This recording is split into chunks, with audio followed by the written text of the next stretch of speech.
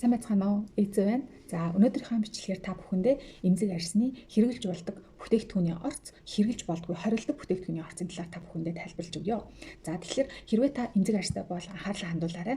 За эмзэг арьстай хүмүүсийн одоо нөгөө нэг бүтээгдэхүүний ком ампул серумынх нь энэ хойдолд нь орс найрлагууд байж идэг. За энэ орс найрлагууд дундаасаа ерөнхийдөө та эмзэг арьстай болвол харж агаад за надад хориглох орцууд байна уу? Хэрэгтэй орцууд байна уу гэдгээ маш сайн мэддэг болсон байх шаардлагатай. Тэгэхээр одоогийнхын бичлэгээр би хэрэгжилж болдог орц, хэрэгжилж болдоггүй орцыг та бүхэндээ гоё хэлээд өгье гэж бодлоо.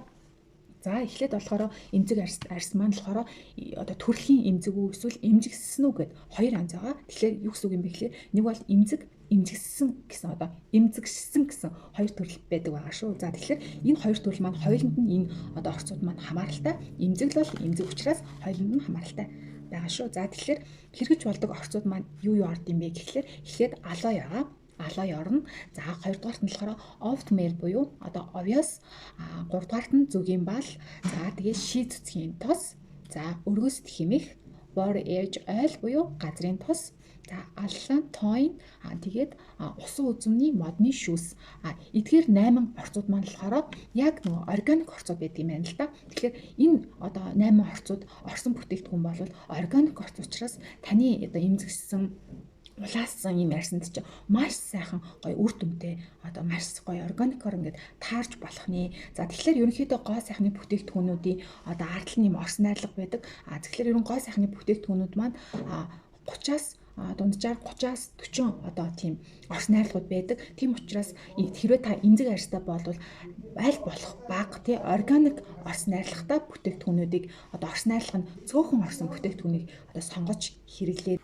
За болохоор хоригддог орцуудыг та бүхэндээ хэлж өгье. За дараах орцууд таны гоо сайхны бүтээгдэхүүн донд орсон байвал та ердөөсөө хэрэгжилж болохгүй байх нь шүү. За хамгийн нэгдүгээр юу юм бэ гэхээр спирт буюу алкол спиртийн агуулмжтай бүтээгдэхүүнийг та ердөөсөө арьсандаа хэрэгжилж болохгүй.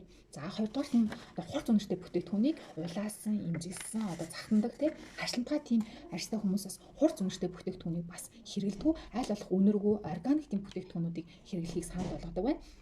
За дараа нь буюу эфирийн тос. За яагаад эфирийн тос юм гэхлээр эфирийн тосны маань орс найрлаганд нь цайны мод буюу га лаванда цэцгийн тос идэв байдаг учраас нөгөө нэг бас эмзэг арьсыг бас улам эмзэгшүүлдэг болох нь тогтоогдсон байдаг.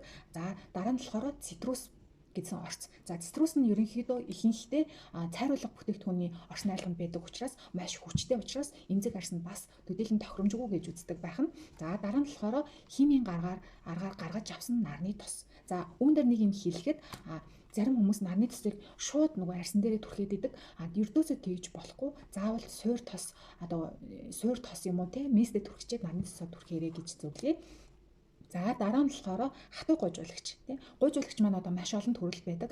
Хатуу гойжуулагч гэхээр яад юм гэхэлэр дотроо нөгөө ширхэгтэй скрафтай тийм гойжуулагч маань бас эмзэг арьсыг улам эмзэгшүүлээд ингээд бас улаалгадаг байгаа. Тэгэхээр эмзэг арьстай бол аль болох зөөлөн дотроо ширхэггүй гэлэн гойжуулагчийг сонгож хэрэглээд за 14-өөс ерөөдөө 20 хоногтоо нэг л удаа гойжуулнаа. Эмзэг арьстай болвол за хамгийн сүүлд нь болохоор натрийн сульфат орсон байвал бас эмзэг арьсанд болтгүй байгаа. За тэгэхээр эдгээр орцуудыг ерөнхийдөө эмзэг арьстай хүмүүс маань хоригддаг байх нэ.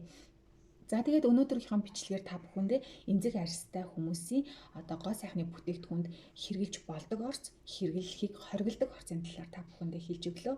Дараагийн бичлэгээр уулзлаа. Баяртай. Анхаарал тавьсан явдалд баярлалаа.